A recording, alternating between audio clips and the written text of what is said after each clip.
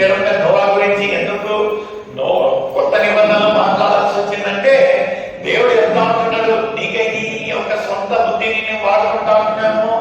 అక్కడ సొలొమోను రాజు గొప్ప జ్ఞానం చెప్తా ఉంటున్నారేమో, ఇక్కడ ఆయన కంటే గొప్పవాడు ఉంటున్నాడని లేఖనాలు స్పష్టిస్తా ఉంటున్నాడు. Super natural. దేవుడి కార్యం జరగాలంటే 3 రోజులు ఎక్కడ ఉన్నట్టు ఆయన ఒక చేప కడుపులో ఉన్నాడు. చేప కడుపులో ఉంటే ఒక ఆ చేప ఎక్కడికి వచ్చి కక్కారంట? ఎక్కడికి వచ్చింది? కరెక్ట్ ఆ స్టేషన్ కాడికి వచ్చింది. ఎక్కడికి? ఆయన లేచి బయట చూస్తే ఎక్కడున్నాడు? అద్భుతం.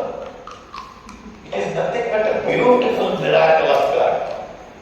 మన ఒక జీవితాలలో ఇంకా ఏం లేదు, నా ఒక జీవితం ఏం లేదు, నేను నుంచి బయటపడలేను అనే ఒక పరిస్థితులలో ఒక్కసారి దేవుని పైన మన ఒక భారాన్ని మోసినట్లయితే, దేవుని పైన మన ఒక విన్నపాలను పెట్టినట్లయితే, ఆయన బాధ యుద్ధకు మన ఒక విన్నపాలను పెట్టినట్లయితే, దేవుడు అద్భుత రీతిగా మన కన్ను రెప్పపాటలోనే దేవుడు ఆ ఒక అద్భుతం నీ యొక్క జీవితంలో, నా ఒక జీవితంలో చేస్తాడు. అనుకోని ఉంటారు కదా, యోగా ఏంద్ర ఇది అని కన్ను తెలుసుకోవడం ఎక్కడ ఉన్నాడు? నిన్నే పడుతున్నాడు. ఎందుకంటే God has a certain plan. దేవుడు నిన్న నేడు నిరంతరం ఏకమైన దేవుడు, మానని దేవుడు కాబట్టి ఆ రోజు ఆయన ఒక జీవితంలో అద్భుతం చేశారంటే ఈ రోజు నా ఒక జీవితంలో అద్భుతం చేయించి వేసించాడు. అయితే మనకు ఆ ఒక ఆసక్తి ఉండాలి, ఆ ఒక గుణగణాలు ఉండాలి. ఆ ఒక ఆదికాండం 1:26-27 చూసినట్లయితే ఆయన ఒక స్వరూపంలో దేవుడు మనల్ని నిర్మించాడు, సృష్టించాడు. ఆయన ఒక గుణగణాలు మనకు ఉండాలి. ప్రేమించే గుణము, క్షమించే గుణము. మనం ఇక్కడి నుంచే చెప్తాం కానీ ఇక్కడ నుంచి రాదండి కదా. చాలా బాగా నేను ఇక్కడ కేకలు వేసి చెప్తా ఉంటున్నాను కానీ నిజంగా ఎన్నో విషయాలలో ఎందుకంటే నేను ప్రజలను మోసపరచవచ్చు ఏదో నా మాటలలో. అయితే నా అంతరంగం ఎవరికి తెలుసు? ఎందుకంటే దేవుడు ఈ యొక్క యుగ పునాదులు వేయక ముందే నేను నిన్ను He knows me before the foundations of the earth. ఆయన మోసపరుచుకున్నట్లయితే మనల్ని మనము మోసపరుచుకున్నట్టు.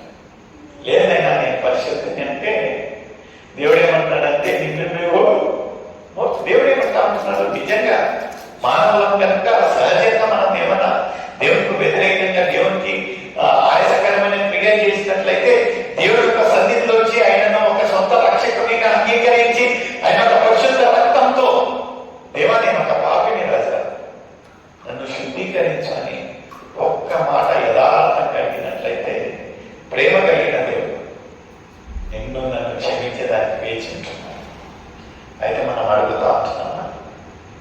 నిజంగా we feel so blessed. దేవుని యొక్క సన్నిధితో వస్తూ ఉంటున్నాము. ఎవరికి లేని యొక్క సహవాసం, ఎవరికి లేని యొక్క భారం, ఎవరికి లేని యొక్క ధన్యత దేవుడు నీకు నాకు ఇస్తా ఉంటున్నాను. we feel so blessed. ఎంత చక్కగా. ఎందుకంటే అందులకు ఒక నిరీక్షణ లేదేమో. ఈ రోజు మన ఒక జీవితాలు గతించినట్లయితే మనం ఎక్కడికి వెళ్తాము, ఏం జరుగుతుందని మనకు మాత్రమే ఒక మర్మం తెలుసండి. అగ్రలను అడిగితే కాయా పియా మజాకరా కదా. అయితే మనకు మరణం అంటే మనకు ఒక భయం, ఒక నిరీక్షణ. నీ యొక్క సిద్ధపాటు సరి అయిన దేవుని యొక్క తోటి అంతగట్టి ఆయన యొక్క మార్గంలో ఉన్నట్లయితే ఒక నిరీక్షణతో జీవిస్తాం. లేనట్లయితే ఒక నిరీక్షణ, దేవా ఈ రోజు లేకుండా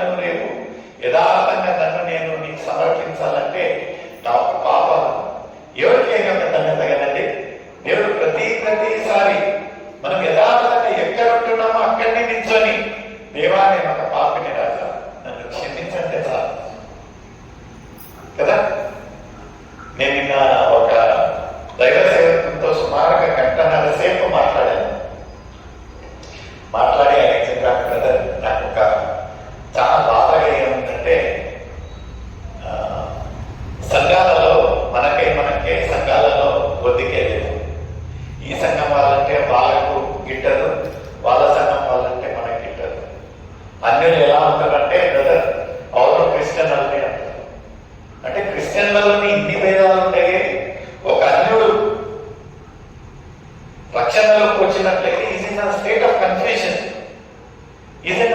కన్ఫ్యూజన్. దేవుడు ఏదో రీతిగా ఆయన యొక్క హృదయాన్ని మార్చి అక్కడి వరకు తెచ్చి అతని యొక్క వాతావరణాన్ని చూసినట్లయితే పారైపోతుంది. బ్రదర్, మీరు ఎక్కడికన్నా సంఘంలో పోతారు కదా, మీ యొక్క కాపాలను కలుస్తారు కదా, ఒక చిన్న రిక్వెస్ట్ ఏముంటున్నదంటే అన్యులు వస్తే వాళ్ళకు ఇచ్చే మర్యాద, వాళ్ళకి ఇచ్చే గౌరవం ఇవ్వండి. ఎందుకంటే నాతో పాటే ఎన్నో రకాల విమర్శలు నేను అతను చెప్పాను. ఒక్కొక్కటి ఏంటంటే మనము మరవలేము అలాంటి ఒక విమర్శ.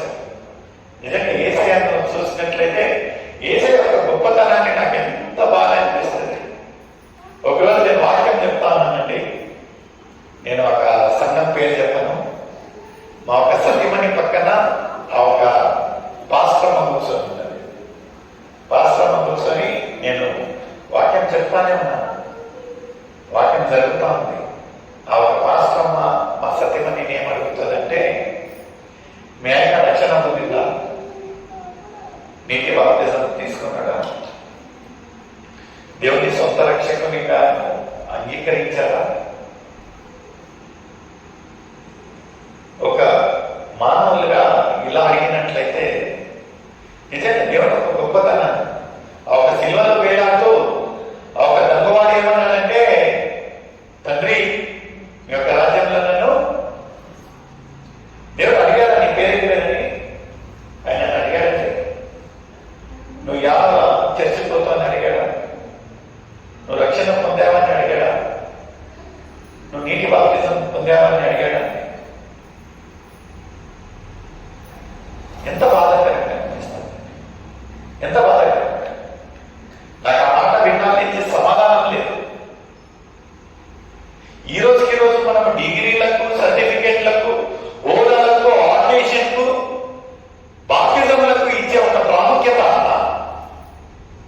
ఒక నశించే ఆత్మను తీసుకురావడానికి మనం చేయడం.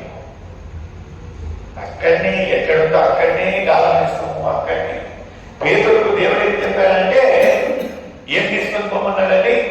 సముద్రంలోనికి వల కాదు, వల చెప్పలేదు, ఒక గాలం తీసుకొని పోమన్నాడు. గాలం అంటారు కదా, గాలం అంటారు కదా. ఒక గాలంతో ఎన్ని చెప్పాలని పట్టొచ్చండి? ఒకే చెప్పాలి. అదే వల అయితే గుంపులలో లేదా అన్ని.